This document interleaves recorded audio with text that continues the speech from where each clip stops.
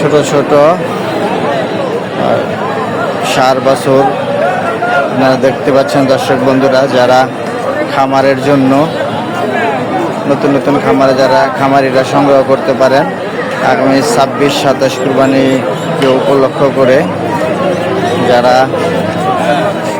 এই বকনার ষাঁড় বাছুরগুলো সংগ্রহ করতে চান সংগ্রহ করতে পারেন।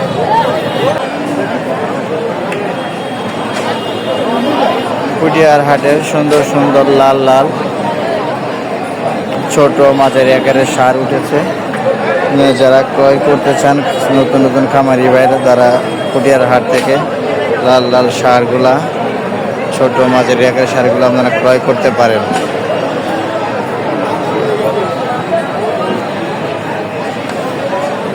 কুটিয়ার হাট থেকে সুন্দর সুন্দর লাল ষাঁড় আপনাদেরকে